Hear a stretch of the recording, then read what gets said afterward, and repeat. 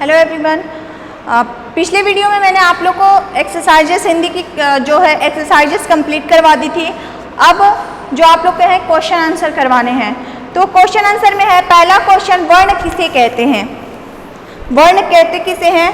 तो यहाँ पे मैंने लिखा है कि वर्ण भाषा की सबसे छोटी इकाई होती है जिसके टुकड़े नहीं किए जा सकते हैं। वर्ण जो होती है भाषा की सबसे छोटी इकाई होती है और उसके टुकड़े हम नहीं कर सकते हैं। यहाँ पे क पे अगर हलंत हम लगाते हैं तो ये ऑलरेडी पहले से ही इसके टुकड़े हो चुके हैं और इसके और टुकड़े अब नहीं किए जा सकते हैं। उसके बाद है आप लोग का दूसरा क्वेश्चन है आपका, स्वर तथा व्यंजन में क्या अंतर है?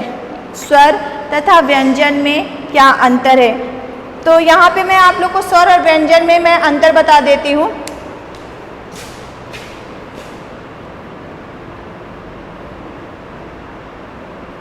एक तरफ स्वर लिख लीजिएगा और दूसरी तरफ आपका व्यंजन हो जाएगा।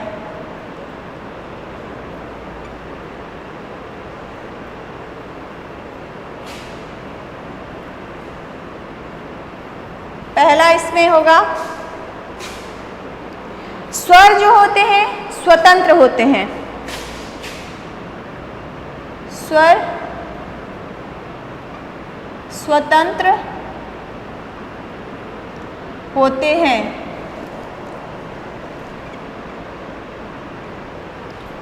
इसी में फिर से पहला ये है,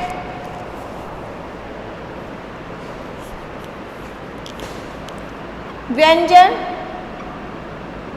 स्वतंत्र नहीं होते।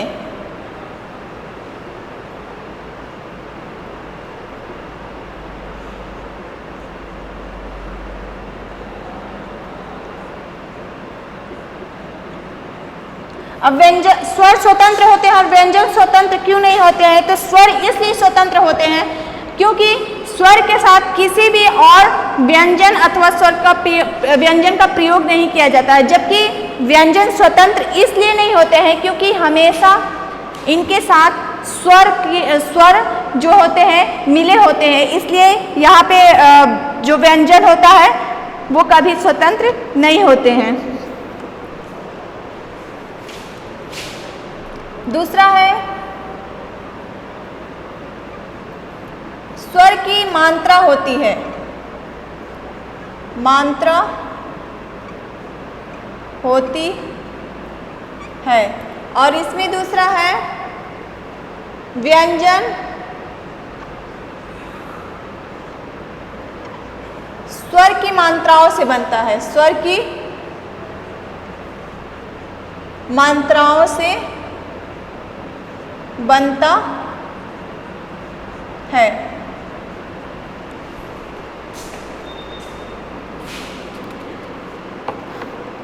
उसके बाद है आप लोगों का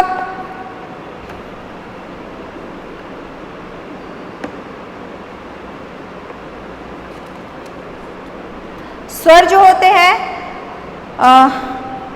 स्वर के बाद और व्यंजन से पहले व्यंजन जो स्वर होते हैं वो हमेशा इसके साथ किसी भी मात्रा होती है। स्वर में अ आ ई, तो ये मात्राएं होगी। व्यंजन में बिना स्वर की सहायता के कोई भी व्यंजन जो होता है कंप्लीट नहीं होता है।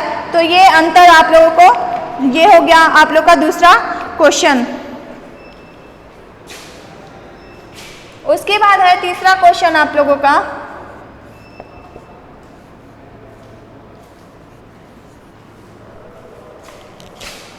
अनुस्वार तथा अनुनासिक के प्रयोग वाले दो शब्द आप लोग को लिखने हैं। अनुस्वार और अनुनासिक के प्रयोग वाले आप लोग को दो शब्द जो है लिखने हैं। तो अनुस्वार का शब्द कैसे होता है? अनुस्वार का जो चिन्ह होता है ऐसे होता है और अनुनासिक का चंद्र बिंदु होता है।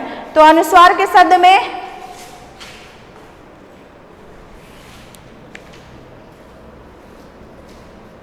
अनुस्वार हंस और कंस, ठीक है। अनुनासिक हो गया, अनुनासिक अनुनासिक में हो जाएगा आप लोग का चांद, आँख, कांटा,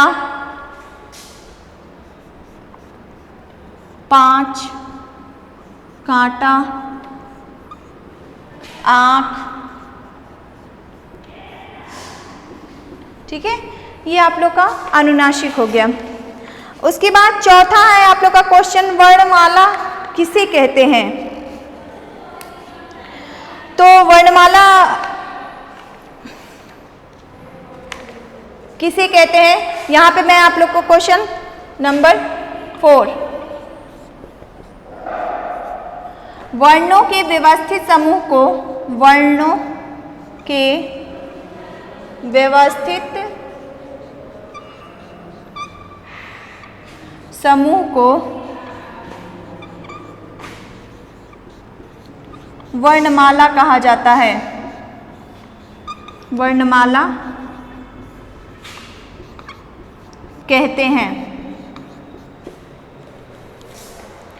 वर्णमाला में जो होते हैं स्वर और व्यंजन दोनों सम्मिलित होते हैं। वर्णमाला में स्वर और व्यंजन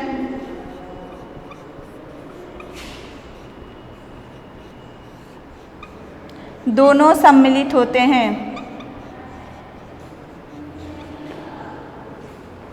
दोनों सम्मिलित होते हैं।